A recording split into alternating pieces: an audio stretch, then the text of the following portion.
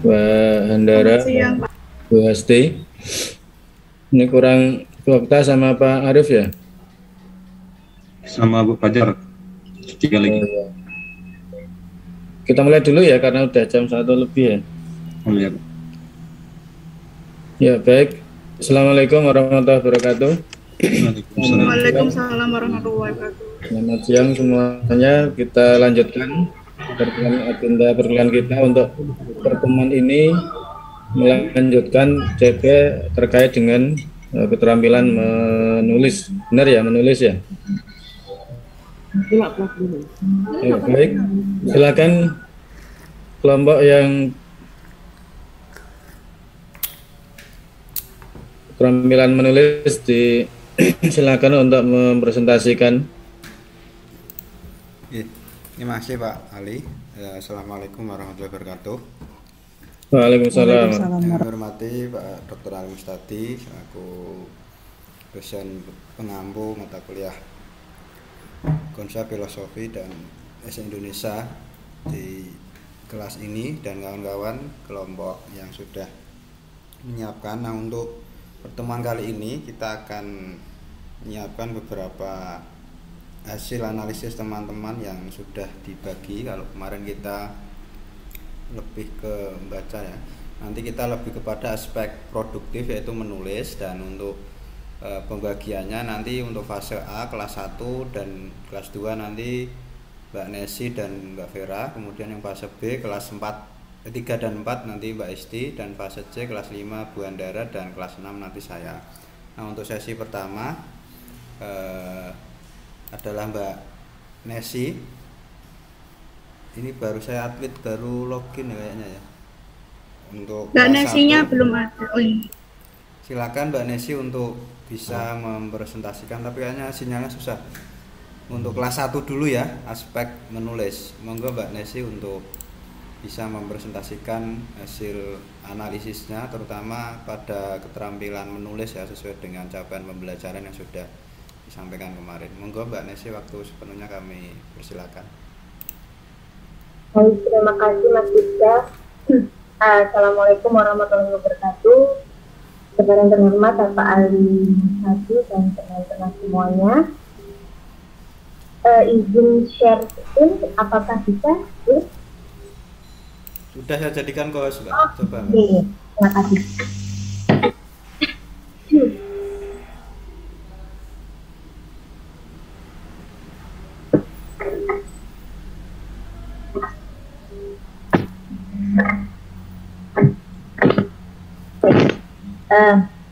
Teman-teman, hari ini kita akan membahas berdiskusi tentang area pembelajaran bahasa yang kemampuan bahasa yang produktif dengan kemampuan yaitu menulis juga yang sudah disampaikan oleh Mas Iqbal yang di awal. Ini rasional pembelajarannya. Rasional pembelajaran ini sudah khusus pada kelas awal. Nanti sebelumnya di salinan bahwasanya ada yang rasional secara umum begitu. Nah, di sini dulu rasional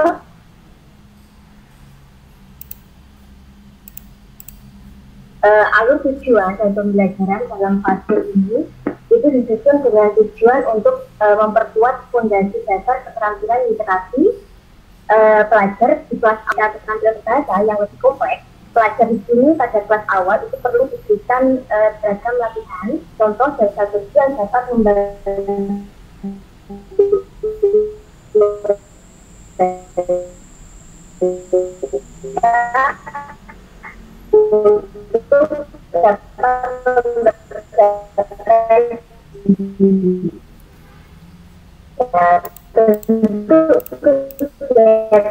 dan latihan itu mulai dari serta lingkungan yang aneka pilihan kegiatan dalam arti mengenal dunia, kemudian terampil diri dalam melakukan aneka tugas sederhana, serta berani mencoba sehingga dapat rasional yang sudah dispesifikasikan ke kelas awal gitu. Kalau teman-teman bisa lihat di jaringan yang sudah di-share di Google Docs itu ada yang rasional secara umum. Katakan capaian pembelajaran mata pelajaran bahasa Indonesia yang fase A, untuk fase A ini untuk kelas 1 dan 2, ini secara umum ya, secara umum yang juga sudah tertulis di salinan begitu. Di sini tertulis bahwasanya peserta didik memiliki kemampuan berbahasa untuk berkomunikasi dan bernalar sesuai dengan tujuan, kemudian kepada teman saya dan orang dewasa di sekitar tentang diri dan lingkungannya. Peserta didik itu menunjukkan minat serta mampu memahami dan menyampaikan pesan, mengekspresikan perasaan dan gagasan, kemudian berpartisipasi dalam percakapan dan diskusi yang sederhana dalam interaksi antar pribadi, serta disebutkan banyak terdengar secara santun. Peserta didik itu mampu meningkatkan penguasaan kosakata baru melalui berbagai kegiatan yang berkaitan berbahasa dan bersastra dengan topik yang beragam. Kemudian peserta didik itu juga mulai mampu mengungkapkan gagasannya secara lisan dan tulisan dengan sikap yang baik, menggunakan kata-kata yang dikenalinya sehari-hari. Nah, setelah capaian pembelajaran secara umum yang sudah terlampir atau tertuliskan di salinan, kemudian kami dapat kayak menyaring capaian pembelajaran yang khusus untuk kelas awal, kelas 1 dan 2 ya, untuk fase A. Nah, untuk capaian pembelajaran di fase A ini karena belum spesifik ya, bagaimana materinya, untuk kelas 1 yang mana, kelas 2 yang mana di capaian pembelajaran umum ini. Makanya di capaian pembelajaran yang khusus ini juga diperuntukkan untuk kelas 1 dan 2 untuk fase A ya. Karena di kurikulum Merdeka ini untuk 1 2 itu dinamakan fase A. Nah, capaian pembelajaran yang khusus, pelajar mampu bersikap dalam menulis di atas kertas dan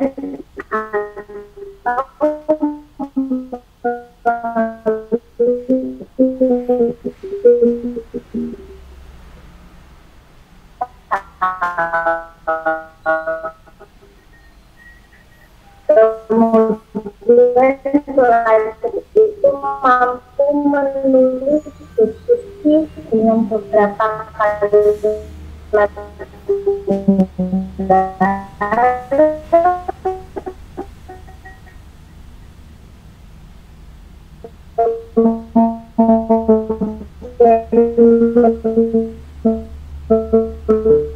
respon tentang pengalaman yang dibaca atau didengar, eksposisi tentang kehidupan karangan yang semakin baik. Kalau kita lihat ini, kalau kita titik, kalau untuk merupakan turunan dari fase capaian pembelajaran. Nah, setelah pembelajaran dalam fase begitu, kalau di dalam kategori ini kita sebutnya hasil ya, ada sampai 1 sampai 12.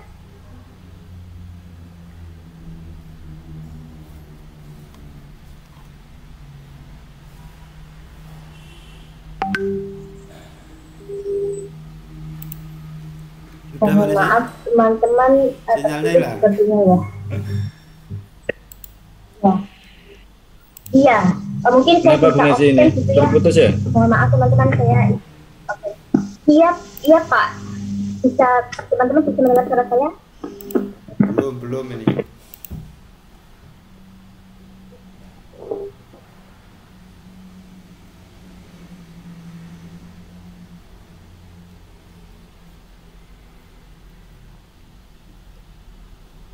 Apakah tidak bisa mendengar suara saya? Belum di-share, Pak. Oh, belum di-share. Oh, teman-teman, saya izin off-cam ya. Oke.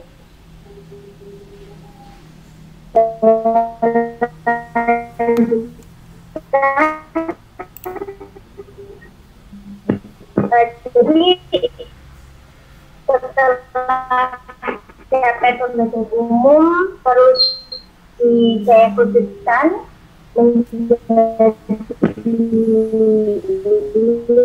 ya, kemudian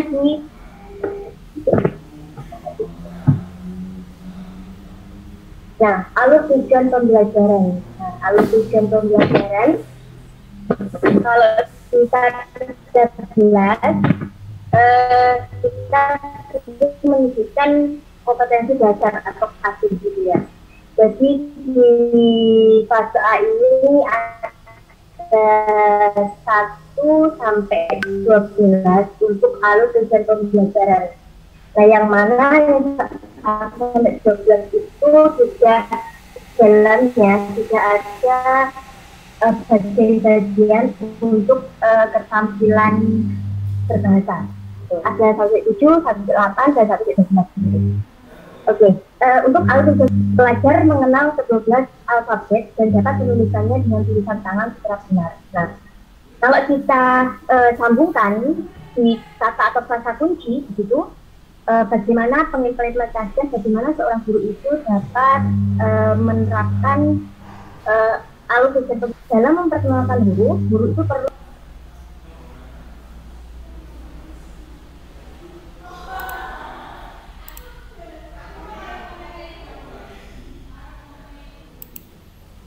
kayaknya terputus Mbak Nesin. Masih bisa lanjut Mbak Nesin? ya. Mohon maaf teman-teman. Sudah mendengar suara saya nggih?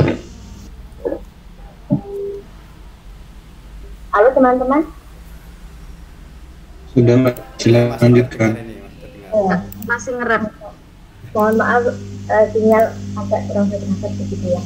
Jadi saya ulangi lagi untuk alur tujuan pembelajaran yang 1-7, ketika bagaimana guru itu bisa menerapkan atau mengimplementasikan di kata atau frasa, di mana di 1-7 itu dalam memperkenalkan guru itu perlu memperhatikan kesiapan motorik halus di setiap pelajar, sebab hal tersebut itu merupakan modul utama keterampilan menulis. Gitu.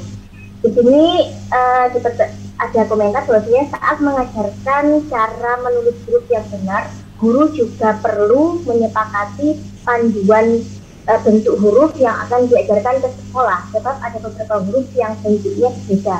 Ini maaf, ini kan ada A yang seperti ini, begitu ada A yang gemuk begitu loh. Ada kan ya? Jadi ada 2 perbedaan A yang mana anak-anak itu kadang ini kamu salah buat A-nya enggak begini begitu, tapi harus begini gitu.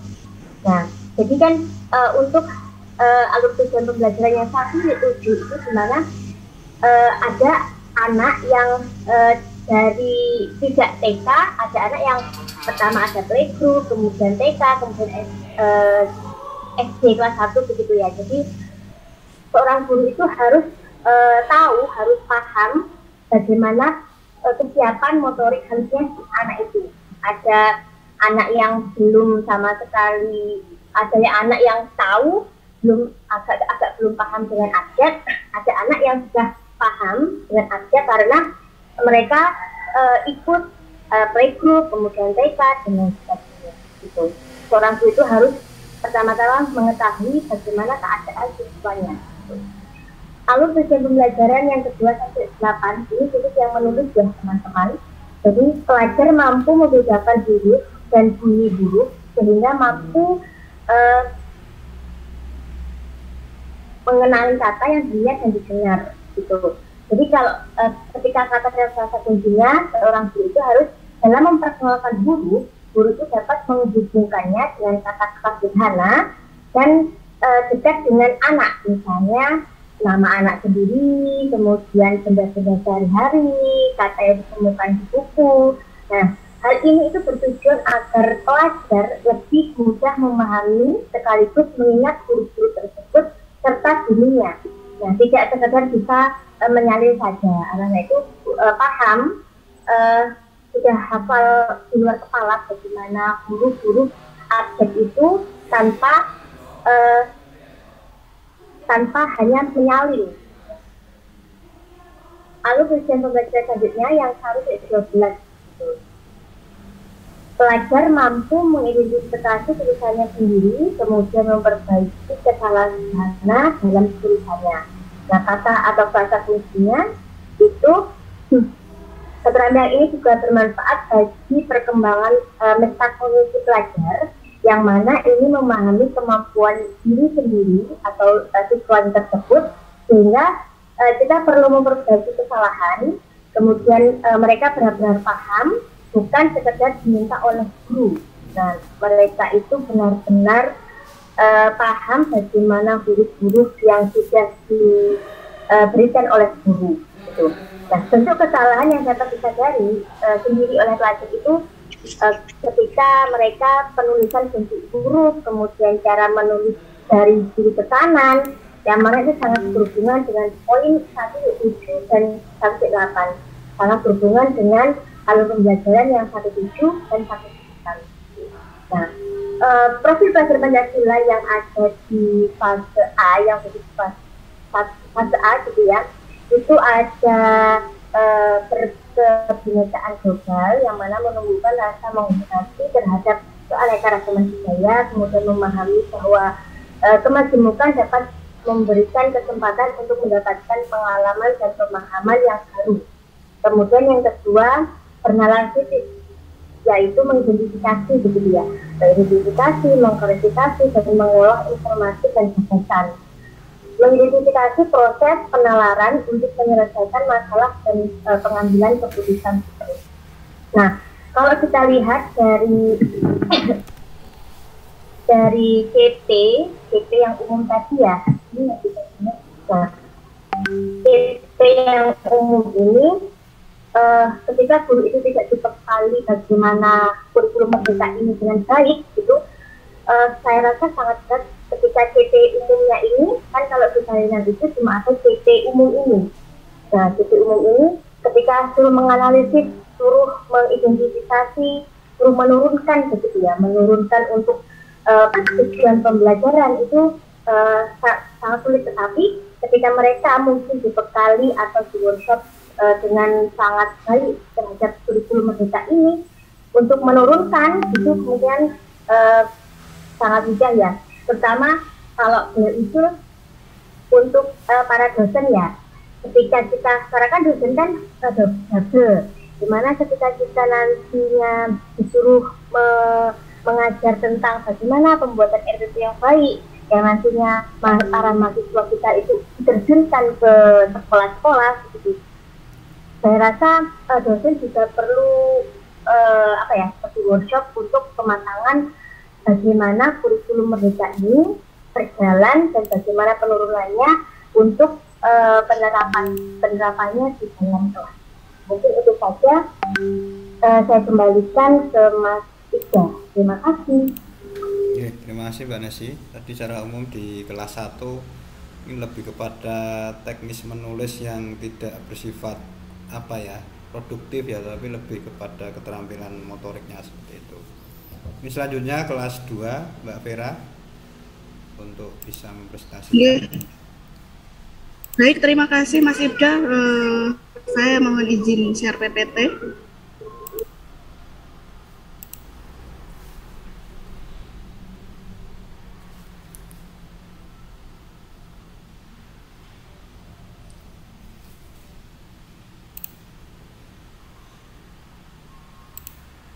Recording in progress.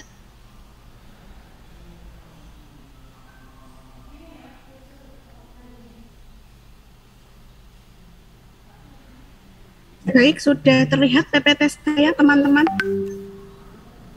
Sudah, Mbak. Oke.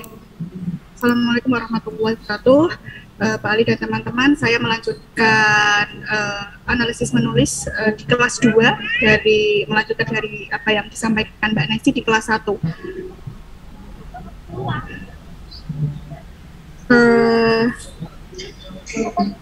Pada kurikulum prototipe memiliki beberapa karakteristik. Yang pertama, mengembangkan soft skill dan karakter. Yang kedua, fokus pada materi esensial. Yang ketiga, fleksibilitas bagi guru untuk melakukan pembelajaran yang sesuai dengan kemampuan murid atau teach at the right level. Saya lanjutkan untuk capaian pembelajaran bahasa Indonesia.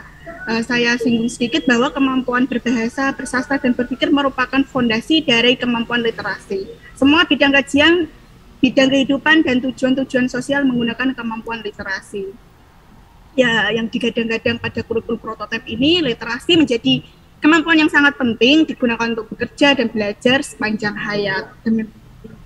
Dengan demikian, pembelajaran bahasa Indonesia merupakan pembelajaran literasi untuk berbagai tujuan berkomunikasi dalam konteks sosial budaya Indonesia.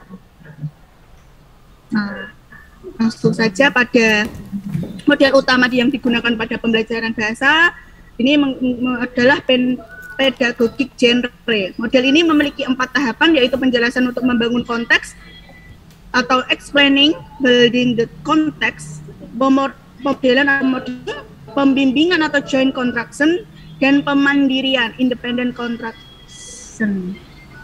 Nah, ini gambaran pada literasi, ada genre teks, membaca, memirsa, menyimak, menulis, dan berbicara atau mempresentasikan. Nah, ini karakter sekilas bahwa pembelajaran pada mata pelajaran bahasa Indonesia ini adalah modal dasar untuk belajar dan bekerja. Tadi berfokus pada kemampuan literasi. Ini tadi sudah singgung. Selanjutnya, pelajaran bahasa Indonesia membentuk keterampilan berbahasa reseptif, menyimak, pada menulis ini adalah produktif. Ya, kompetensi berbahasa ini berdasar pada 3 hal ya, yang saling berhubungan dan saling mendukung untuk mengembangkan kompetensi peserta didik, yaitu bahasa, mengembangkan kompetensi kebahasaan, sastra atau kemampuan memahami, mengapresiasi, menanggapi, menganalisis dan mencipta karya sastra, dan berpikir atau kritis, kreatif, dan imajinatif.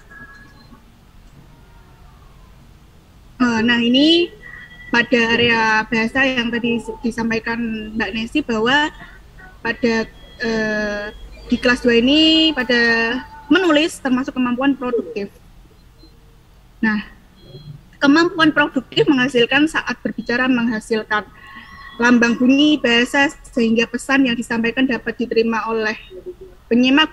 Begitu dengan menulis menghasilkan tulisan yang baik berupa ide, gagasan, atau perasaan yang disampaikan kepada pembaca. Nah, ini kemampuan berbahasa pada fase A menulis.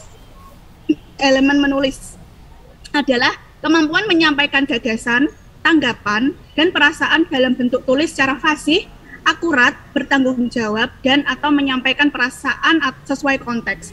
Komponen-komponen yang dapat dikembangkan dalam menulis diantaranya penggunaan ejaan, kosakata, kalimat, paragraf, struktur bahasa, makna, dan... Maaf Bu Vera.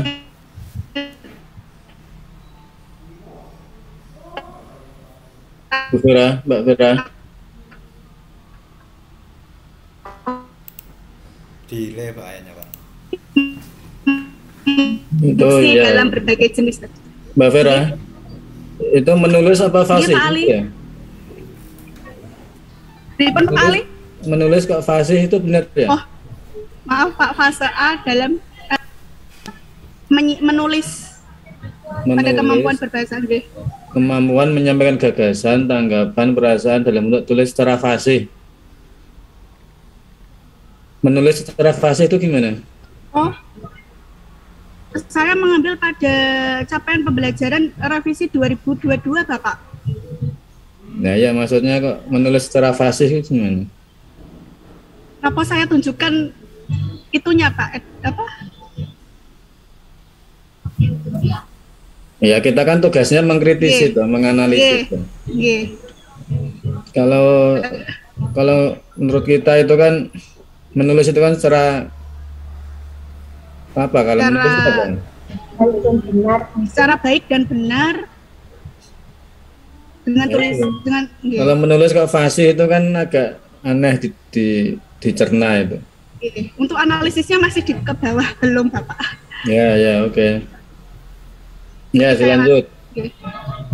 Nah, pada tulisan yang pada capaian pembelajaran di Bahasa Indonesia tahun 2022 ini pada tertulis seperti itu, yaitu ini tadi yang sudah Pak Ali sampaikan secara fasih, akurat, bertanggung jawab, dan atau menyampaikan perasaan sesuai konteks.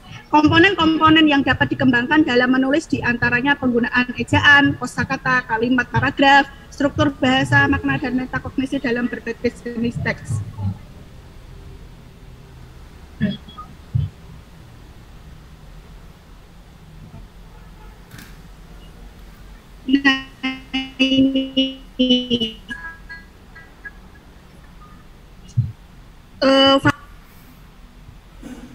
Fase A berdasarkan elemen menulis, peserta didik mampu menunjukkan keterampilan menulis permulaan dengan benar atau cara memegang alat tulis, jarak mata dengan buku, menebalkan garis atau huruf, dan lain-lain. Di atas kertas dan atau melalui media digital. Peserta didik mengembangkan tulisan tangan yang semakin baik. Peserta didik mampu menulis teks deskripsi dengan beberapa kalimat sederhana, menulis teks rekon tentang pengalaman diri, menulis kembali narasi berdasarkan teks fiksi yang dibaca atau didengar, menulis teks prosedur tentang kehidupan sehari-hari, dan menulis teks eksposisi tentang kehidupan sehari-hari. Nah, ini analisisnya. Yang pertama tadi saya sebutkan yang peserta didik mampu menunjukkan keterampilan menulis permulaan dengan benar, cara memegang alat tulis, jarak mata dengan buku. Ini analisisnya langsung saja. Pada kelas 2 pada dasarnya sudah lancar dalam menulis, sudah bisa menulis dengan baik. Namun perlu diketahui pada pendidik itu perlu diperhatikan besar kecilnya huruf. Besar kecilnya huruf bisa guru juga membimbing anaknya untuk benar-benar bisa melakukannya. Kadang dalam maaf untuk memegang pun kadang ada anak yang salah. Nah, dalam memegang pun itu ada pengaruh juga pada tulisan. Nah, pada usia TK pun anak sudah, kalau ini menebali, pada usia TK sudah ada pelajaran atau materi pada menebalkan garis, menebalkan bentuk huruf. Nah, pada kelas 2 ini diharap anak mampu melakukan menulis atau menebalkan itu tadi, menebalkan huruf atau garis, menebalkan huruf tanpa dibimbing guru. Nah, capaian pembelajaran ini dimasukkan pada kemampuan motorik anak. Nah, jadi pada kata yang menulis itu menulis dengan baik dan benar, dengan benar. Jadi kalau fasih kan lebih ke elemen berbicara, nggih. Kalau di sini saya menyebutkan menulis dengan benar. Nah, selanjutnya untuk menganalisis mengembangkan tulisan yang baik. Nah, ini yang semakin baik.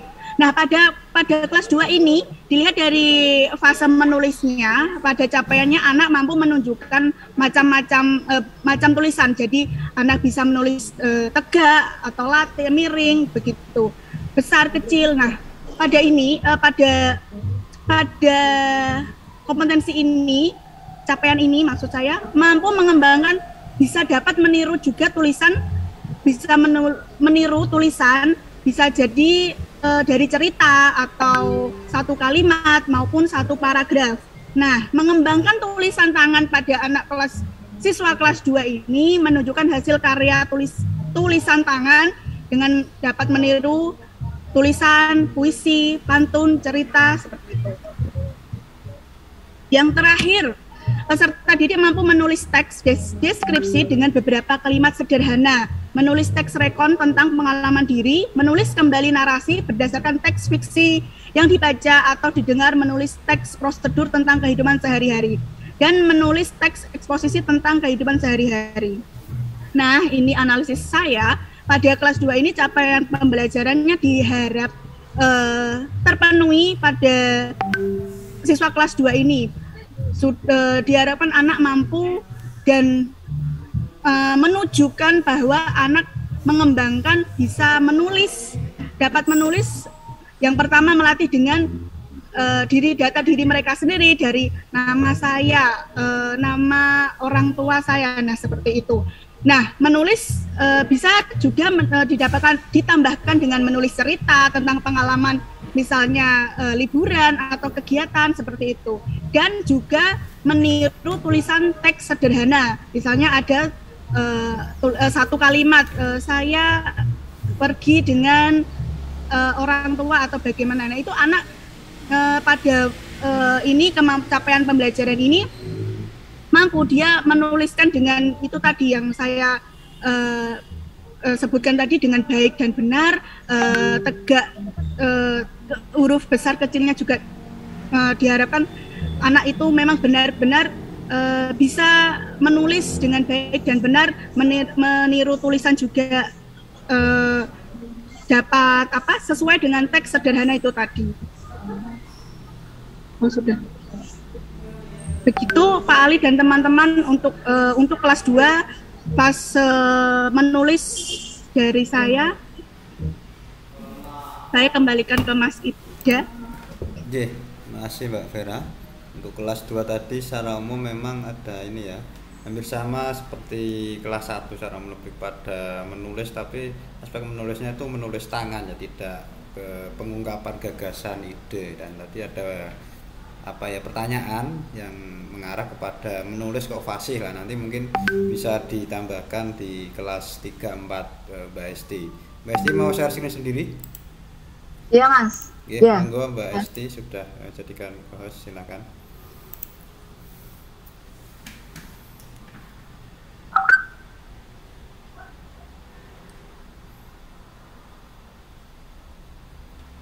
Apakah sudah nampak? OTW, Pak. OTW. Iya. Sudah ya? Sudah. Sudah belum Mas Ibra? Sudah. Oh, sudah. Oke. Bismillahirrahmanirrahim. Assalamualaikum warahmatullahi wabarakatuh. Salam. Hormat Pak Ali dan teman-teman, hari ini saya akan menyampaikan analisis CPL keterampilan menulis pada fase B. Fase B itu adalah kelas 3 dan kelas 4. Jadi ini kebetulan saya mendapatkan 2 kelas, jadi akan saya bandingkan secara langsung karena dari CPL yang salinan CPL 2, salinan 2 CPL yang dari Kemendikbud itu hanya singkat-singkat sekali, maka akan saya bandingkan seperti ini penampakannya. Untuk pengertian secara umum, menulis adalah yang tertulis di dalam salinan itu. Menulis adalah kemampuan menyampaikan gagasan, tanggapan, perasaan dalam bentuk tulis secara fasih. Nah, ini yang tadi dipertanyakan oleh Pak Ali, kenapa menulis menggunakan diksi fasih di sini? Mungkin kalau menurut saya ini adalah pemilihan diksi yang kurang tepat, karena untuk menulis itu mungkin sebenarnya kalau dalam bahasa Inggris tuh biasanya correctly secara tepat atau secara benar, baik itu secara susunan gramatikalnya maupun secara punctuation-nya. Nah, kemudian diikuti dengan dapat mengungkapkan gagasan, tanggapan, perasaan dalam bentuk tertulis secara fasih, akurat, bertanggung jawab, dan atau menyampaikan perasaan sesuai konteks. Komponen-komponen yang dapat dikembangkan dalam menulis diantaranya penggunaan ejaan, kosakata, kalimat, paragraf, struktur bahasa, makna, dan metakognisi dalam beragam jenis teks. Nah, untuk teks-teks yang disebutkan di dalam CPL itu seperti yang sudah disampaikan oleh Mbak Vera tadi, teksnya berbasiskan genre atau pedagogik genre.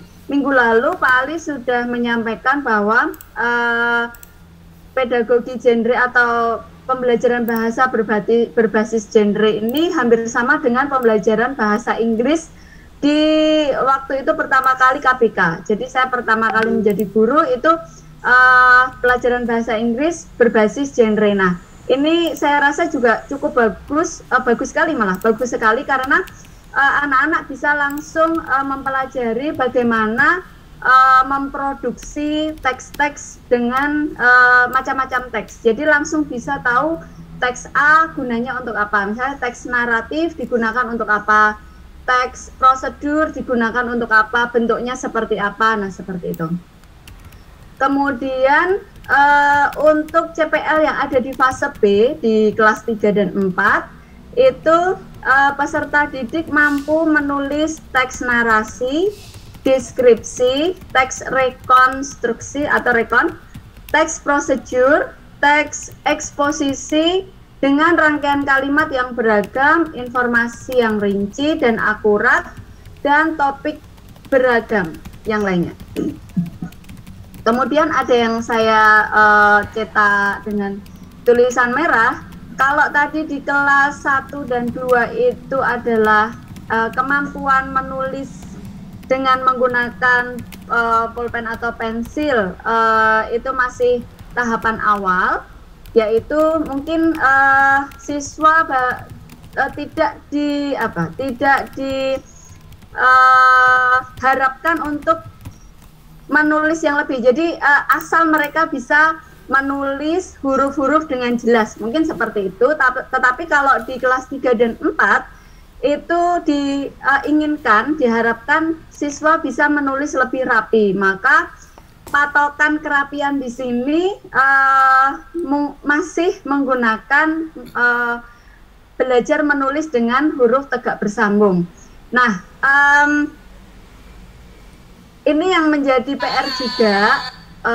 Dari beberapa pertemuan yang lalu, Pak Ali juga menanyakan apakah menulis tegak bersambung itu masih perlu untuk ada gitu. Apalagi era sekarang adalah era digital, di mana siswa itu sekarang mungkin jarang untuk menulis di kertas gitu. Jadi mereka lebih banyak menulis menggunakan komputer atau laptop atau gawai yang lainnya.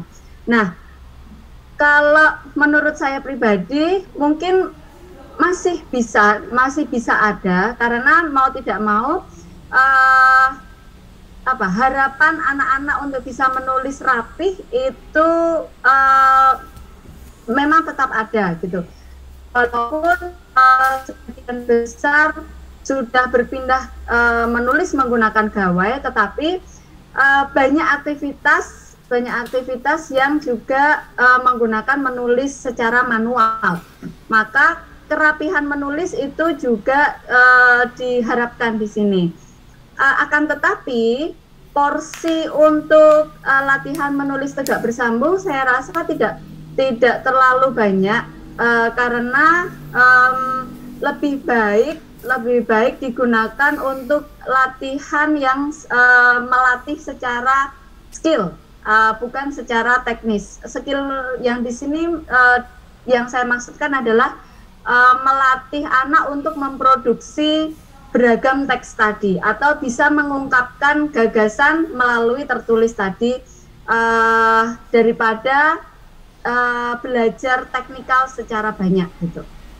Nah, kemudian untuk alur tujuan pembelajaran di kelas 3 dan 4 ini saya dapatkan dari apa yang sudah di-share oleh Pak Arief kemarin. Ini adalah contoh dari salah satu sekolah.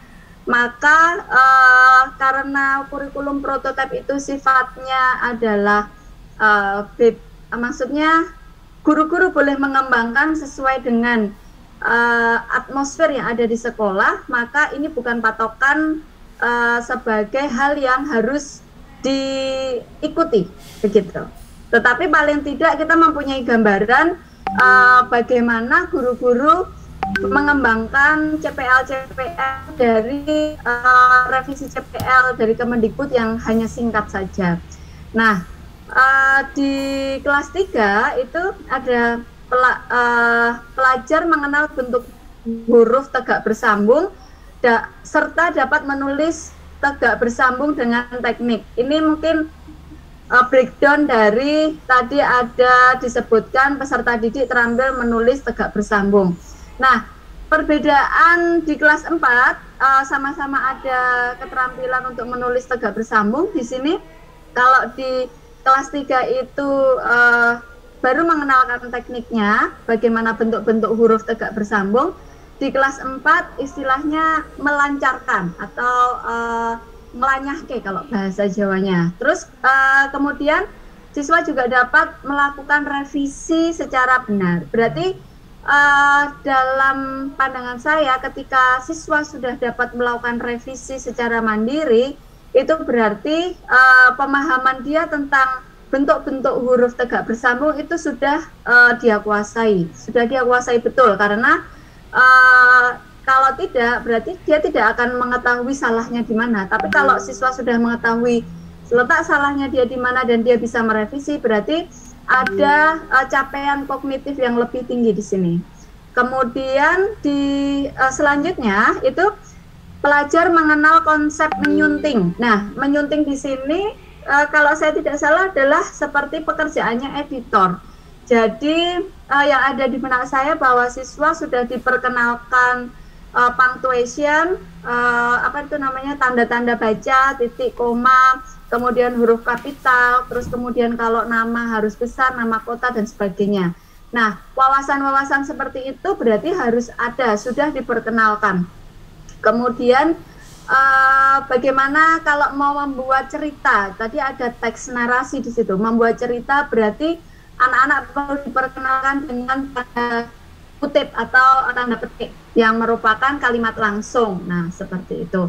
Membuat kalimat langsung dalam sebuah teks atau membuat skenario skenario drama. Nah, seperti itu. Jadi untuk perbedaan di kelas 3 dan kelas 4 ini proses menyuntingnya itu kalau di kelas 4 dapat melakukan secara mandiri. Proses menulis dapat melakukan secara mandiri. Jadi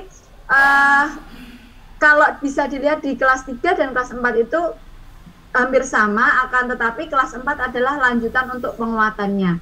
Jadi semacam penguatan. Kemudian selanjutnya dalam alur tujuan pembelajaran, pelajar mampu memenggal kalimat dengan benar saat menulis teks, paragraf atau esai. Memenggal di sini juga masih berkaitan dengan punctuation juga. Jadi bagaimana memenggal dengan menggunakan koma,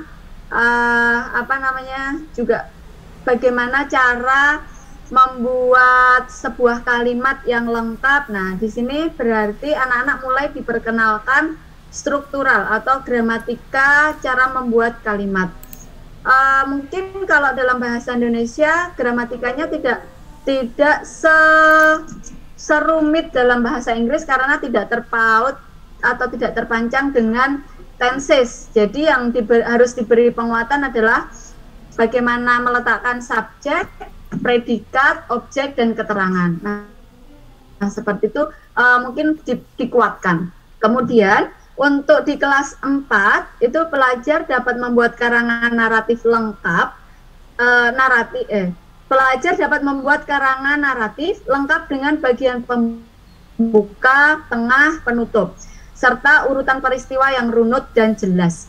Nah, berarti di kelas 4 ini siswa sudah harus dapat memproduksi sebuah teks secara utuh, baik itu teks narasi, teks deskripsi, teks recon, teks prosedur, eksposisi, dan teks-teks lainnya secara utuh. Jadi sudah ada pembukanya seperti apa, tengah seperti apa, penutupnya seperti apa. Nah, tentu saja karena skill menulis itu adalah skill yang istilahnya skill yang memproduksi, jadi sebagian besar diletakkan di akhir karena ini berkaitan dengan proyek yang nantinya akan diberikan kepada siswa. Maka di aktivitas-aktivitas sebelumnya seperti menyimak, membaca, kemudian berbicara itu juga harus leading. Nah, ada PR lagi bagi guru SD bahwa karena muatan pelajaran bahasa Indonesia itu adalah tergabung dalam mata pelajaran tematik, maka guru harus pintar-pintar bisa memposisikan memasukkan muatan pelajaran bahasa Indonesia di setiap pelajaran tematik yang diberikan, begitu.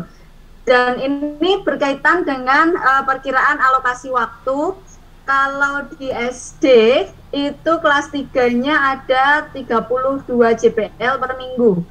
Nah, untuk yang di kelas 4 itu ada 36 JPL per minggu, dan itu tentu saja tidak untuk mempelajari mata pelajaran tematik semuanya.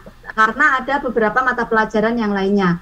Nah, di sini guru harus pintar-pintar bisa memasukkan muatan pelajaran bahasa tadi. Biasanya muatan pelajaran bahasa diintegrasikan dengan muatan pelajaran seperti IPA, IPS, kemudian seni dan budaya. Nah, seperti itu. Jadi bisa misalnya latihan tentang pengenalan tentang punctuation, tanda baca. Nah, itu juga bisa sekaligus memberikan teks kepada anak saat mempelajari IPA, misalnya energi. Nah, seperti itu. Itu hanya contoh. Nah, untuk frase kata kunci yang ada di kelas 3 dan 4, yang pertama kelas 3, pelajar memahami kata-kata baru yang berhubungan dengan tema yang dipelajari. Nah, seperti yang tadi saya utarakan bahwa di kelas 3 ini adalah fase B, di mana awal fase B ada di kelas 3. Jadi di kelas 3 itu baru diperkenalkan. Dan nanti pematangannya itu ada di kelas 4 gitu. Kemudian maaf saya ulangi, pelajar memahami kata-kata baru yang berhubungan dengan tema yang dipelajari atau buku yang dibaca. Pelajar juga mampu menggunakan kamus untuk mencari makna kata. Keterampilan ini sangat erat kaitannya dengan kemampuan pelajar memahami konteks. Nah, untuk konteks-konteks yang diinginkan itu bisa dimasukkan dalam pemilihan genre teks. Atau kalau selain genre teks itu ada bisa juga dengan expression atau ucapan-ucapan yang diinginkan untuk dikuasai oleh kelas 3 dan kelas 4. Nah, kemudian kunci di kelas 3 lagi adalah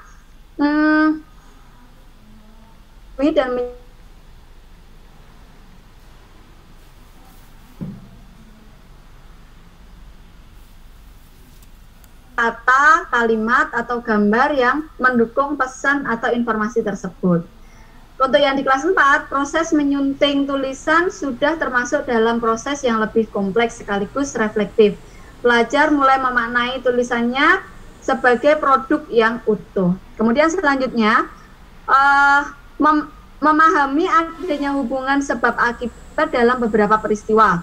Pelajar dapat menunjuk kata, kalimat, atau gambar yang membuktikan adanya hubungan tersebut.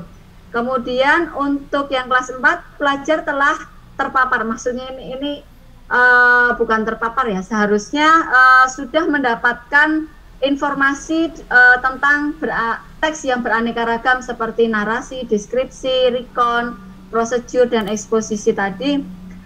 Kemudian perjenjangannya dapat dimulai dari teks narasi. Kemudian guru juga bisa memberikan penguatan seperti apa bagian pembuka, seperti apa bagian tengah, dan seperti apa bagian penutup. Nah, ini agar anak-anak bisa memproduksi teks-teks yang dipelajari mereka secara utuh.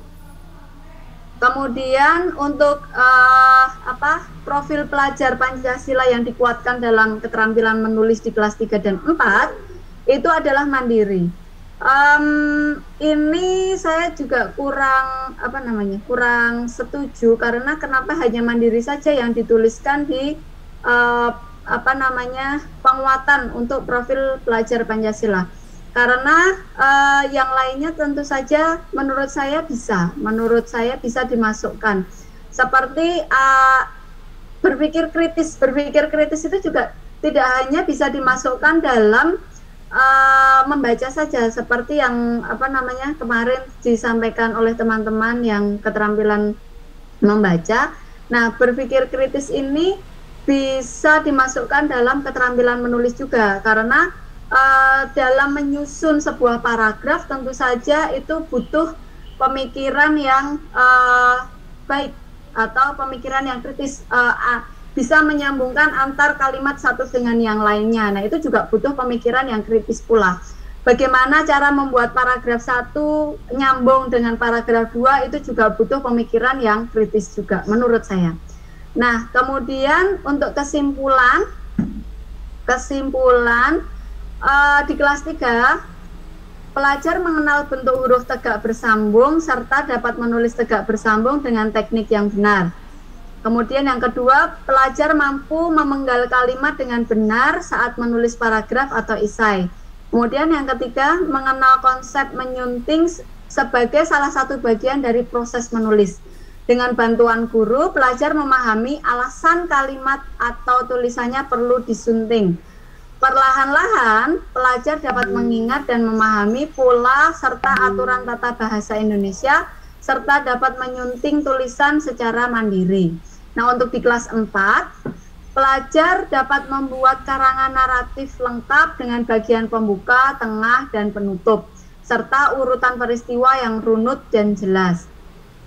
Kemudian yang kedua, pelajar semakin mahir menulis tegak bersambung dengan benar, serta dapat melakukan proses revisi secara mandiri. Selanjutnya, mengenal konsep menyunting sebagai salah satu bagian dari proses menulis dan dapat melakukannya secara mandiri. Proses menyunting tulisan sudah masuk dalam proses yang lebih kompleks sekaligus reflektif. Pelajar mulai memaknai tulisannya sebagai produk yang utuh. Nah, untuk masukan-masukan dari saya, seperti yang tadi sekilas sudah saya sampaikan bahwa menulis tegak bersambung bisa dikurangi alokasi waktunya dengan keterampilan menulis lainnya seperti belajar menulis rapi di buku. Itu tidak harus menggunakan tegak bersambung. Kemudian misal akan tetapi diberikan dengan bersamaan menyampaikan pengetahuan tentang pembuatan suatu teks tertentu. Jadi kalau dulu kita latihan menulis tegak bersambung itu kan kalimatnya tidak sesukanya gitu, kalimatnya bebas. Nah, ini bisa diarahkan misalnya membuat teks prosedur terus tulisannya dengan tulis tegak bersambung. Nah, seperti itu. Kemudian yang kedua, breakdown materi serta alokasi tidak harus sama antara sekolah satu dengan yang lainnya. Dan yang tadi itu adalah bukan baku gitu ya. Jadi bisa dikembangkan lebih lagi. Kemudian yang ketiga, pembelajaran keterampilan menulis lebih ditekankan pada penyusunan kata dan kalimat. Alih-alih menekankan kepada teknik menulis dengan menggunakan pensil atau pena di buku. Jadi lebih ke meaningnya, lebih ke esensinya daripada ke tekniknya. Kemudian yang keempat, pemberian wawasan tentang punctuation tadi sudah. Dan yang terakhir, pembelajaran muatan pelajaran bahasa Indonesia bisa diimplementasikan bersamaan dengan muatan pelajaran yang lainnya dalam pelajaran tematik. Begitu Pak Ali dan teman-teman, mungkin sampai di sini dulu penjabaran tentang analisis CPL di fase B.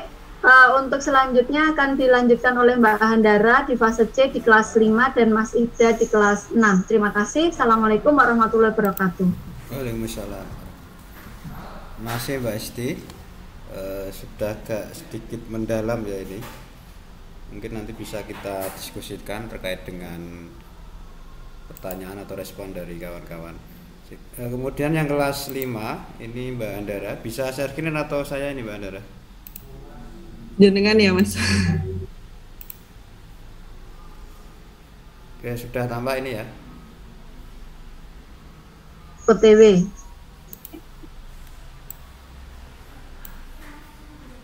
Sampun ya? Oke, sudah oke. Terima kasih atas waktu yang diberikan. Jadi di sini saya akan menganalisis mengenai keterampilan menulis ya pada kelas 5 SD. Kemudian yang pertama, capaian pembelajarannya adalah 5.9. Pelajar dapat menulis, yaitu saya di sini analisis masuk ke C6 ya, kalimat dalam teks naratif sederhana dengan membuka tengah tertutup dengan elemen intisif seperti dialog untuk menarik pembacanya. Di sini sudah dijelaskan bagaimana menulis teks kalimatnya, sudah ada ketentuannya ya secara jelas, yaitu ada bagian pembuka, ada bagian tengah dan juga tertutup sehingga tidak membingungkan guru seperti itu. Nah, di sini kalau tadi di kelas 4 itu 3 dan 4 itu alokasi waktunya 5 jam pelajaran per minggu. Nah, kalau di kelas 5 itu 6 jam per minggu begitu. Nah, untuk analisisnya pada capaian ini siswa itu diharapkan mampu mengamati contoh teks naratif dan membandingkannya. Nah, membandingkannya ini masuk ke C2 dengan pengetahuan dan pengalaman yang dimilikinya. Nah, kemudian setelah mengamati dan membandingkan, siswa itu disuruh untuk menulis teks narasi sesuai dengan ketentuan dan juga bimbingan guru begitu. Kemudian untuk capaian ini saya juga menganalisis profil pelajar Pancasilanya, yaitu termasuk bergotong royong ya, ada profilnya yaitu bergotong royong yang mana yaitu menerima rangkaian instruksi untuk melakukan kegiatan bersama-sama guna mencapai tujuan bersama. Nah, mungkin di sini bergotong royong itu adalah dengan adanya kegiatan diskusi begitu ya, dan kemudian diberi instruksi oleh guru. Nah, sehingga siswa menganalisis mengamati dan membandingkan teks itu secara bersama-sama begitu. Nah, untuk permasalahannya secara singkat saja mungkin di sini belum dijelaskan topiknya begitu ya. Nah, sebaiknya dituliskan secara detail topiknya itu apa begitu. Nah, untuk pembelajaran berbasis proyeknya, di sini guru dapat memberi tugas siswa untuk membaca beberapa teks, kemudian siswa itu menganalisis ya, mengamati dan juga membandingkan. Nah, kemudian siswa ditugaskan untuk membuat teks narasi berdasarkan pengalamannya sesuai dengan topik yang sudah diajarkan oleh guru begitu. Lanjut. Nah, untuk yang kedua yaitu 5.10, di mana pelajar dapat menyusun, masuk C6, puisi menulis indah dengan menggunakan kosakata secara kreatif sesuai dengan minatnya. Nah, untuk analisisnya pada capaian ini siswa itu diharapkan untuk dapat mengekspresikan ya C6 hasil pengamatan dan pengetahuannya dalam bentuk keterampilan menulis indah yaitu puisi. Nah, di sini siswa itu berarti mengekspresikan apa yang ada di pikirannya sesuai dengan hasil pengamatannya untuk membuat sebuah puisi yang indah begitu. Nah, di sini ini sudah sesuai ya untuk profil pelajar Pancasilanya, yaitu masuk ke kreatif, yang mana siswa itu menghasilkan karya dan tindakan untuk mengekspresikan pikiran dan perasaannya ya, serta mengkritik karya dan tindakan yang dihasilkan oleh dia sendiri dan juga orang lain begitu. Nah, kalau menurut saya ini kreatif itu sudah sesuai ya dengan capaiannya, yaitu untuk menulis puisi secara kreatif begitu. Nah, untuk permasalahannya sama ya, belum ditulis topiknya apa begitu untuk puisi sehingga kurang jelas. Nah, untuk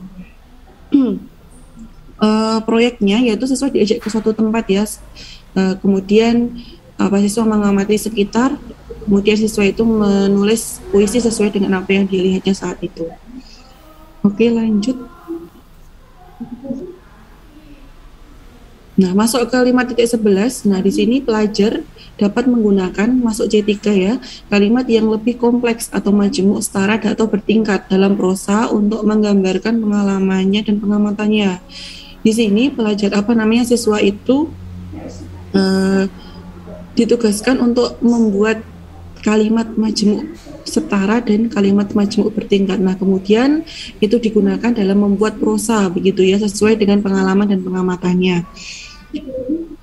Siswa diharapkan dapat membedakan, nah ini masuk C2, kalimat majemuk setara dan bertingkat, kemudian menuliskan prosa pendek untuk menggambarkan pengalaman dan pengamatannya. Jadi masuk C2 dan C6. Ya, untuk profil pelajar Pancasilanya sama seperti puisi tadi, yaitu kreatif, yakni menghasilkan karya ya, karena tadi membuat prosa dengan kalimat majemuk begitu ya, yakni menghasilkan karya dan tindakan untuk mengekspresikan pikiran dan perasaannya, kemudian begitu. Nah, untuk analisisnya kalau dari saya itu lebih banyak ke pengetahuannya ya daripada keterampilannya. Nah, sehingga perlu diperjelas lagi untuk kurikulum prototipe ini bagian pengetahuan dan juga keterampilannya begitu. Kemudian untuk proyeknya yaitu siswa bisa diajak ke suatu tempat yang menarik di luar kelas, kemudian guru itu mencontohkan cara membuat kalimat majemuk sesuai dengan hasil pengamatan yang disita, sehingga guru itu mencontohkan terlebih dahulu begitu ya. Nah kemudian baru siswa itu ditugaskan untuk membuat kalimat majemuk bersetara dan juga kalimat majemuk bertingkat. Nah baru siswa itu berlatih untuk membuat prosa begitu ya, disesuaikan dengan kalimat majemuk yang sudah dibuat tadi begitu. Lanjut ke bawah.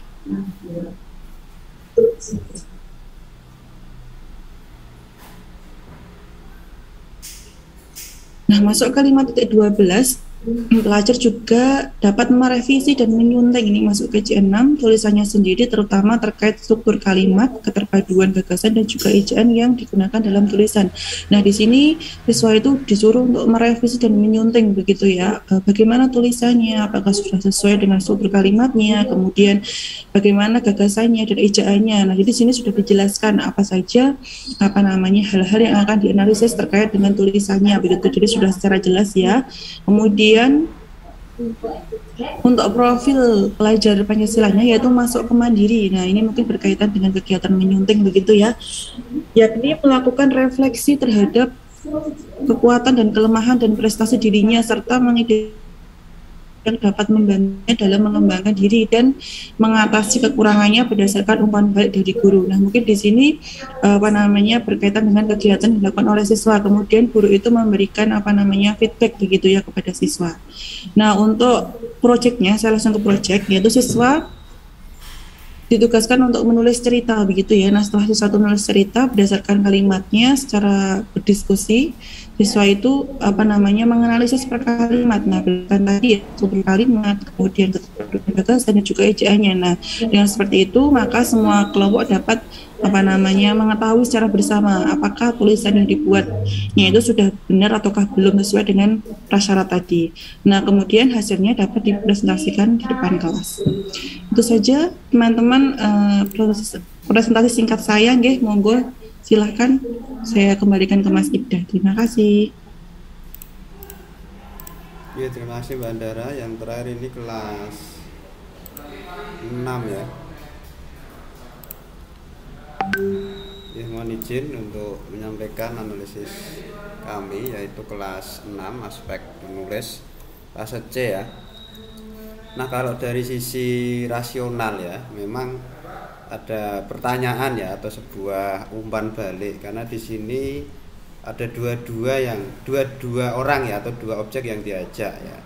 Lalu tujuan pembelajaran dan belajar ini adalah mengajak guru dan pelajar. Nah, di sini saya mempertanyakan yaitu lebih kepada guru dulu atau siswa dulu, karena kalau CP ini memang nanti diperuntukkan untuk siswa misalnya, kalau sebelum ke kurikulum didesain dalam perencanaan ya tentunya ini juga bisa dua-duanya, mungkin dari perspektif saya itu.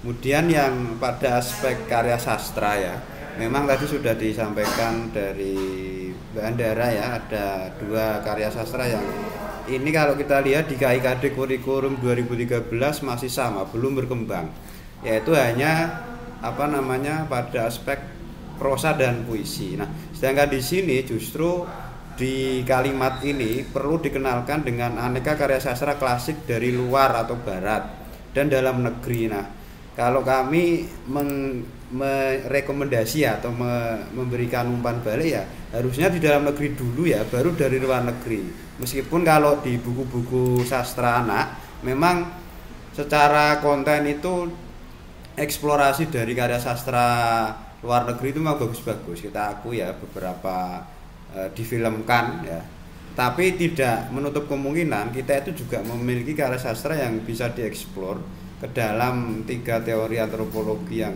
kita ketahui ya, dari lokal knowledge ya, lokal genius dan lokal wisdom. Dan tentunya tiap daerah itu memiliki karya sastra daerah sendiri atau karya sastra lama ya, seperti contoh yang sudah mafhum ya, mulai pantun, syair, seloka, talibun, karmina, gurinda, mantra dan peribahasa. Tentu dari kita mungkin juga nggak hafal semua ini atau nggak tahu, suruh mencontohkan saya sendiri juga membedakan misalnya antara gurindam dengan peribahasa misalnya, itu juga kita kesusahan. Nah, bisa jadi ini perlu dimasukkan ke dalam karya sastra klasik ya, karena di sini ditulis ini ya, mengembangkan keterampilan menulis karya sastra klasik seperti itu. Tapi kok dari barat gitu loh, kenapa nggak dari dalam negeri dulu baru nanti dari barat, ada perbandingan. Nah kemudian ini juga belum lagi yang berkaitan dengan karya sastra yang lama ya.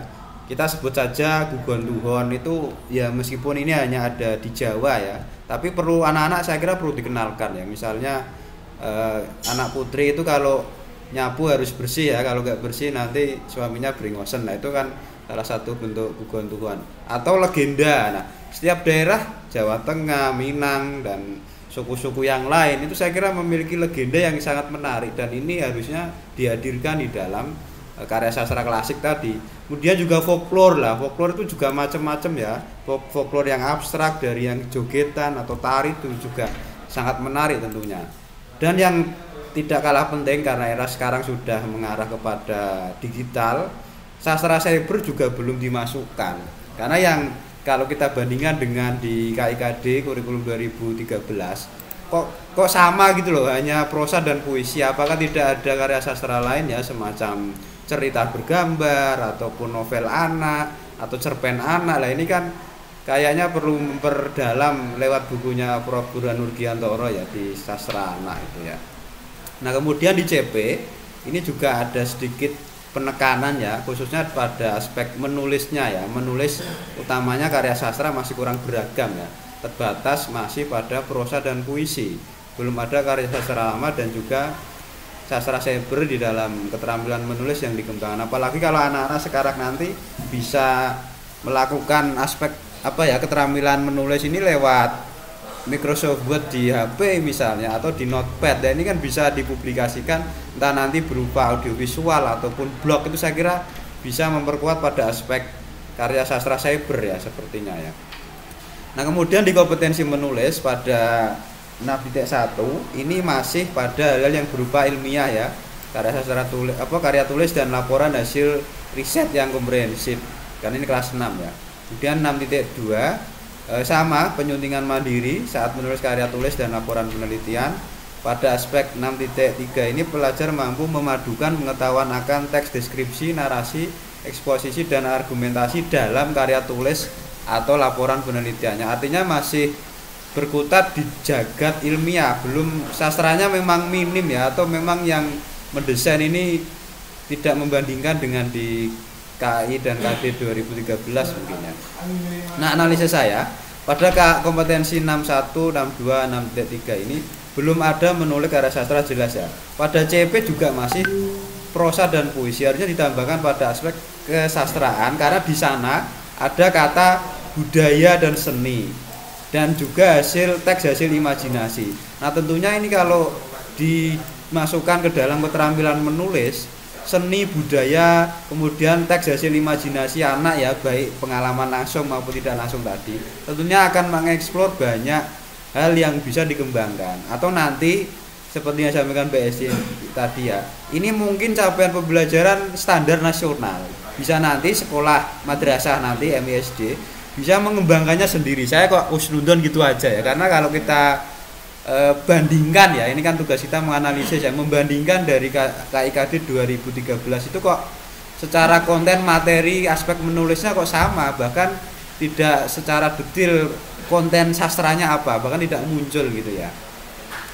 Nah untuk pembagian waktu ini juga ya, ini perspektif kami ya, kuartal 3 bulan itu apakah terlalu cepat atau bagaimana? Karena kalau di atas tadi itu hanya 61, 6.2, 6.3 itu tidak satu semester, padahal materi yang kami dapat kelas 6 ya hanya itu isinya ya. Artinya ini belum bisa melingkupi dari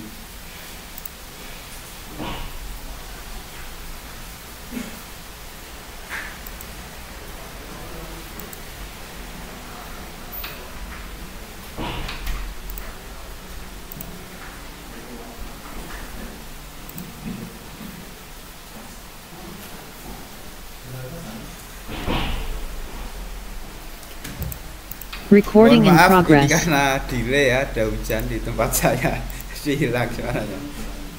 Kami lanjutkan.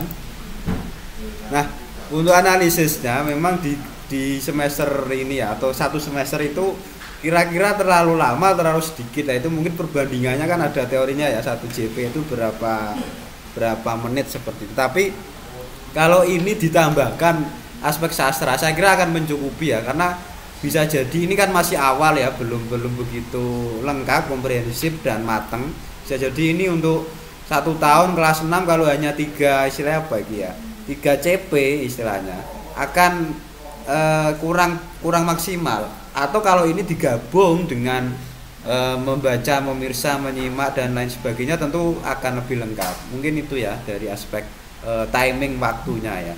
Kemudian dari segi kata atau frasa kunci, ini memang materinya karena terlalu banyak yang laporan penelitian ataupun karya tulis ilmiah tadi ya, jadi lebih kepada istilah-istilah diksi, kata, idiom ataupun yang lain yang memang mengarahnya kepada hal-hal yang ilmiah, belum masuk pada karya sastra yang tentu kelengkapan sastranya tidak aspek bahasa saja, tapi juga bisa istilah-istilah lain yang bisa dimasukkan.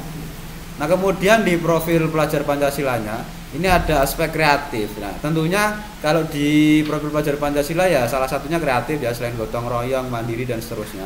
Tetapi analisis kami dari nilai-nilai sastra kalau ini dimasukkan tentunya tidak hanya kreatif saja ya. Ini saya menyadur dari beberapa buku dan hasil penelitian, utamanya dari aspek membaca dan menulis ya, karena 2 keterampilan ini dalam sastra tidak bisa dipisahkan. Ada nilai-nilai yang bisa dikembangkan jauh lebih komprehensif ya, dan melekat pada aspek keterampilan menulisnya, tidak secara umum. Kalau hanya kreatif kan secara umum ya, tetapi ini ada nilai perkembangan emosional anak. Jadi anak-anak ketika sudah membaca nanti menuangkan, menulis, misalnya menulis pantun ya, syair misalnya, karya sastra yang bisa disebut agak lama, itu akan lahir sebuah emosi yang baik gitu, tidak mudah marah, tidak mudah mutungan misalnya dan seterusnya ya. Kemudian ada aspek intelektual, imajinasi, rasa sosial, peduli sosial, etis dan religius. Tentunya ini juga mendukung pada profil pelajar Pancasila. Dalam perspektif pendidikan juga ada nilai-nilai eksplorasi ya, penemuan ya. Kemudian perkembangan bahasa, keindahan, wawasan multikultural, karena tadi kita contohkan apalagi ada karya sastra lama dari masing-masing suku atau masing-masing daerah itu memiliki setting legenda sendiri, setting folklore sendiri. Saya kira ini juga akan memperkaya aspek wawasan multikultural pada anak, dan ini sangat mendukung profil pelajar Pancasila ya, kebinekaannya gitu sangat masuk gitu loh. Kemudian juga ada pembudayaan membaca. Nah, kalau menurut Roset ini dalam penelitiannya memang ada nilai-nilai semangat, menjaga kebersihan ya, menjaga kelestarian lingkungan, menyayangi orang tua dan gotong royong. Nah, pada aspek menulisnya sendiri menurut Yono ini ada proses penuangan ide, tidak hanya menjiplak tulisan, imitasi tulisan seperti di kelas 1 2 tadi ya. Tapi di situ ada penuangan ide, gagasan ya, bahkan pikiran, kritik bahkan. Kemudian juga mendorong membaca, ada imajinasi ya tadi ya, bahwa salah satu sifat anak itu ya memang imajinatif ya. Kemudian tekun, jeli, teliti terhadap teks sastra yang ditulis. Artinya ketika kata per kata, bait per bait, frasa per frasa, kalimat klausa diulas, dikritisi, ini juga akan mengeksplor pengetahuan anak yang lebih dalam. Kira-kira itu. Kemudian glosarium ini juga masih terbatas pada aspek kebahasaan ya, belum ke kesastraan secara umum. Kemudian yang aspek simpulan pada fase C kelas 6 ini. Nah, secara umum ini ya, jika materinya masih sekadar teks deskripsi, narasi, eksposisi dan karya tulis ilmiah atau laporan penelitian, maka yang didapatkan anak ya sekadar berpikir saintifik. Ini tidak ada bedanya ketika acuannya K13 ya, pendekatannya saintifik. Jadi tidak aspek yang lain. Terus perbedaannya apa kira-kira? Kemudian harusnya ini diselaraskan dengan konsep menulis sesuai CP pada aspek menulis yang kita kutip ini ya. Nah, tadi sudah ada masukan atau pertanyaan fasih ya. Kalau temuan kami fasih ini ya sesuai dengan definisinya ya lancar ya. Mungkin ini bisa dipakai atau sering dipakai dalam keterampilan membaca, seperti anak membaca Al-Quran itu yang fasih ya. Tetapi Kalau aspek lain ya tentunya kalau pendapat saya tadi saya tulis sedikit ya, harusnya ini ya anak itu menulis itu dengan benar. Dengan benar ini sesuai dengan kaidah ejaan dan morfologinya, minimal itu. Jadi dengan benar. Kemudian dengan baik. Baik ini sesuai konteks ya.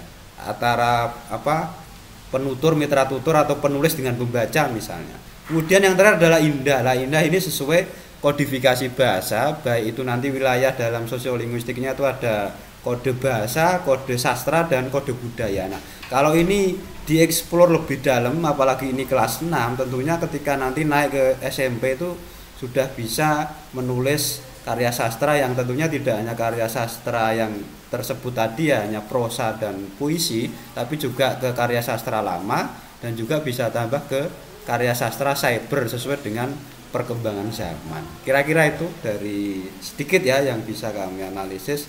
Jika ada pertanyaan, respon ataupun kritik yang lain ya dari teman-teman kelompok yang lain, monggo kami persilakan sebelum nanti kita lanjutkan ke Pak Ali. Monggo teman-teman yang lain. Ya baik, terima kasih Pak Ibda dan kelompok 2 ini ya. Iya Pak. Ya, saya sangat tertarik dengan analisis kritisnya Pak Ibda. Memang Pak Ibda ini cocoknya di ini kok, Balai Bahasa Pusat sana itu. Karena di pusat Balai Bahasa di Jakarta itu kurang ini personil yang berjiwa kritis itu. Nah ini Pak Ibda ini cocok ini, kritis, teliti, dan cukup tajam. Saya setuju prinsipnya dari awal tadi, tapi Bu Hesti, saya tetap setuju bahwa kemampuan atau keterampilan menulis tegak bersambung itu perlu dikuasai siswa ya, karena itu kan konsep ya, konsep dan konsep dasar itu kan memang tidak selalu harus linier dengan kebutuhan masa depan, karena di banyak negara pun itu masih diajarkan Bu Hesti. Contoh di Jepang itu saya juga kaget itu. Jadi di Jepang itu guru itu masih nulis di papan tulis. Bahkan ketika tulisan di Amerika itu tulisan anak itu dikoreksi per kalimat, per kata, per huruf itu. Makanya di Amerika itu tugasnya nggak banyak, bahkan nggak ada PR, tapi setiap kali siswa kerja itu dikoreksi, di feedback benar itu, bahwa dilingkari per huruf, dilingkari per kata, ada yang penggunaan huruf kapital salah, tanda baca salah, itu diopeni itu diteliti memang. Nah, kadang kan kalau di negara kita kan guru atau dosen sering atau suka memberi tugas tapi minim feedback gitu. Jadi ngoreksi itu sesuatu yang berat itu, apalagi memberi feedback. Nah, apalagi di SD itu sebaiknya jangan banyak tugas, tapi sekecil apapun tugas itu dikoreksi benar, diteliti, dipandu, didampingi gitu ya. Karena bagaimanapun di SD itu membangun konsep, sehingga menulis tegak bersambung itu saya kira tetap harus dikuasai. Bahkan ada satu materi waktu itu di SMP Koniga, di SMP Kunigawa apa ya, saya lupa, di pinggiran kota Tokyo itu materi tentang perambatan bunyi. Itu medianya itu masih seperti kita zaman dulu itu, kaleng dikasih benang, terus ada kaleng, 2 kaleng dikasih benang, terus anak itu praktek komunikasi lewat media kaleng itu. Nah, apalagi itu secara negara Jepang ya, itu masih materi itu masih diajarkan media itu. Media yang paling katanya kenapa itu masih digunakan media itu, karena itulah konsep dasarnya perambatan bunyi itu. Padahal sebetulnya Jepang kan negara maju dalam hal teknologi itu. Kenapa nggak langsung pakai seluler gitu ini, teknologi seluler atau teknologi yang lain yang lebih canggih. Tapi tidak, ternyata siswa itu masih praktik menggunakan kaleng yang dikasih benang itu. Nah, ternyata itu adalah konsep dasar gitu. Maka konsep dasar itu tetap kuasai siswa. Nah, masalah nanti dia dari situlah siswa diminta untuk kreativitas. Kalau itu susah, silakan Anda berkreativitas gitu. Intinya gitu. Sehingga konsep dasar itu untuk memancing kreativitas siswa. Nah, kemudian saya juga setuju, cuma begini di CPL yang sudah ada itu kurang mengasah, tadi Pak Ibda juga mengkritisi itu, kurang mengasah daya imajinasi siswa. Jadi siswa itu ya hanya membuat teks gitu, hanya membuat teks ya, deskripsi, narasi, eksposisi, ya sekedar hanya membuat gitu. Anak tidak dilatih untuk kenapa teks itu seperti itu ya, mengapanya itu kurang tergali gitu. Sehingga kurang mengasah ini daya kritis dan daya imajinasi siswa dalam menulis. Kalau dulu saya contohkan di di SD Sate yang siswa kelas 4 itu hanya 3 siswa, kemudian mereka diminta untuk membuat komik itu kan luar biasa itu, imajinasi siswa benar-benar terasah di situ. Nah, sehingga imajinasi itu sangat penting. Bahkan SD di Jepang itu sering diadakan lomba meneropong masa depan 1000 tahun yang akan datang itu akan ada teknologi apa gitu. Sehingga kalau dulu ada robot, dulu ada luar angkasa itu, ya siswa SD itu sudah diajarkan 1000 tahun sebelumnya atau 100 tahun sebelumnya atau 10 tahun sebelumnya untuk melakukan imajinasi itu. Coba kalau dilihat komik-komik atau novel-novel Jepang itu kan semuanya mimpi yang terlalu ekstrim ya, bahkan mimpi yang sepertinya nggak mungkin gitu. Ada mobil terbang, itu kan sudah pernah ada itu di komik Jepang itu, mobil terbang atau robot apa gitu. Nah, saya juga ini agak kurang setuju ya dengan beberapa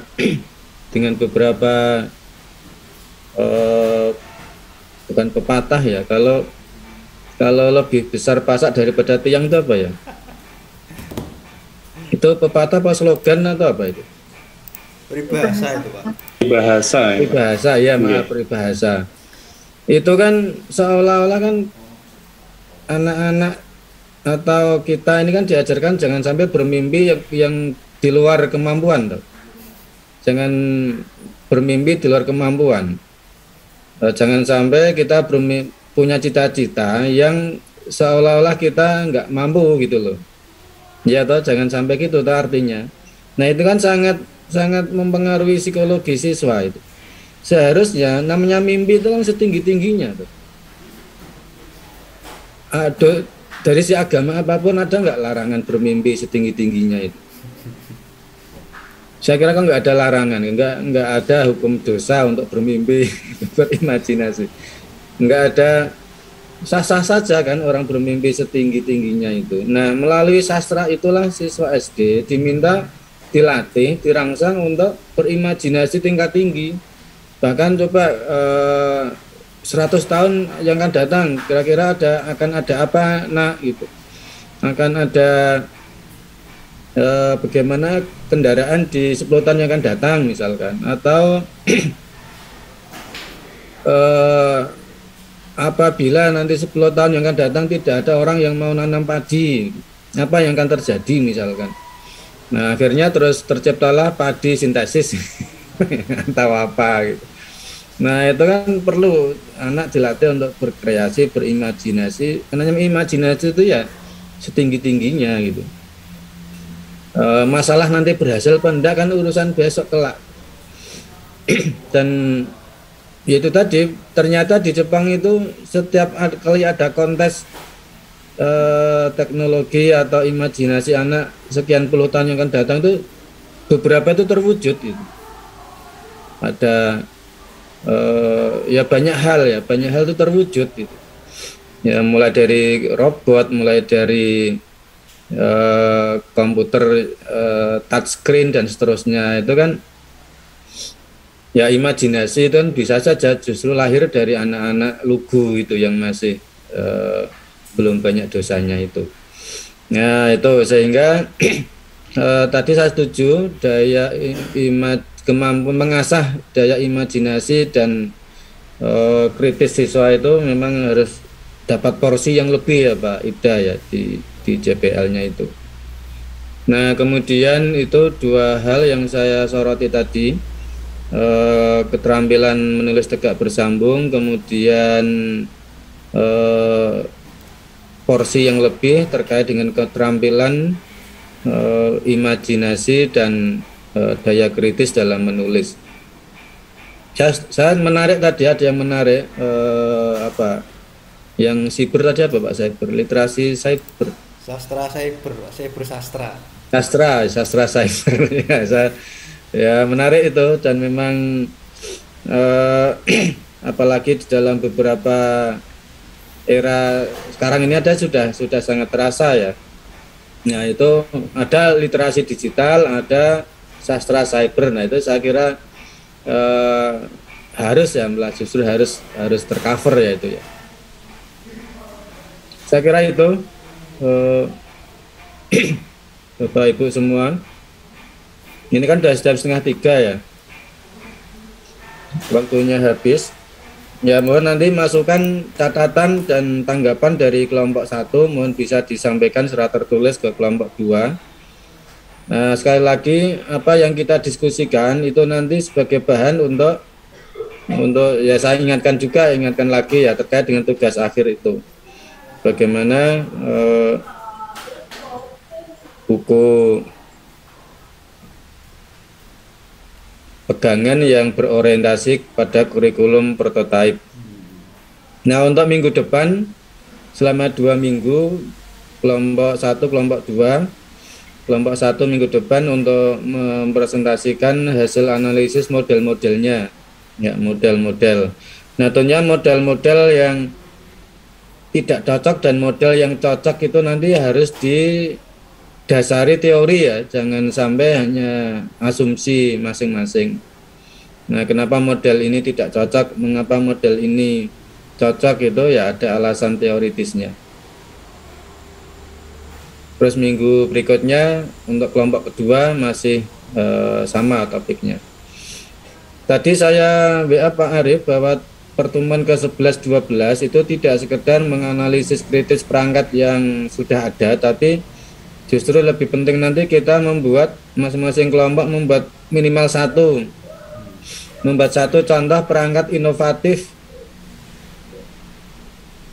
ya, perangkat pembelajaran bahasa inovatif khusus bahasa ya untuk kurikulum prototipe. Ya, saya kira itu untuk pertemuan kita. Ada tambahan tidak Pak Arif dan Bapak Ibu yang lain? Ada sedikit Pak. Ya silakan Pak Ibda. Untuk tadi mungkin kelewatan, yaitu ini masih kurangnya konten tentang materi ini ya, pembelajaran ataupun kontennya ya, baik kritik sastra anak dan apresiasi sastra anak. Jadi selain ilmu sastra tentunya di pembelajaran kelas tinggi khususnya harus ada apresiasi dan kritik sastra. Karena kalau misalnya tadi menemukan peribahasa yang kurang pas lah, anak nanti diminta untuk mengkritik, baik itu nanti melalui tulisan sederhana ataupun melalui respon diskusi. Saya kira ini juga sangat menarik ketika dimasukkan ya di dalam CP ini. Mungkin itu Pak tambahannya, kayak saya kelupaan. Ya oke, baik. Terima kasih Pak Ibda. Ya nanti bisa kita perdalam di pertemuan ke-15-16 itu khusus sastra anak ya. Memang saya setuju itu, tidak hanya peribahasa, tapi kadang lagu-lagu anak juga ada yang kurang relevan ya. Misalkan yang nenek giginya ompong itu apa namanya? Lagu apa itu? Kakak tua, Pak. Kakak tua. Itu kakak tua. Sama sepatu baru itu kan tidak berhenti makan itu ya, itu kan ya masa kita menanamkan semangat terus makan tidak berhenti makan itu kan ya banyak konten-konten yang ya alhamdulillah beberapa guru sudah tidak menggunakan, atau mungkin lagu itu diubah syairnya bisa juga. Diselewengkan ya. Itu Pak. Ya memang orang Jawa itu suka gitu ya, apa peribahasanya itu nggak mangan kalau kumpul gitu kan, apa ya mengecilkan hati gitu loh, semangat untuk menerobos batas gitu. Ya oke, baik. Terima kasih. Kita akhiri dengan baca hamdalah. Alhamdulillahirabbil alamin. Oke, assalamualaikum warahmatullahi wabarakatuh. Waalaikumsalam warahmatullahi wabarakatuh. Terima kasih Pak Ali. Oke, sama-sama. Kembali. Ini kita tutup atau mau dipakai kelasnya? Ya tutup ya. Oke. Iya Pak. Oke, terima kasih.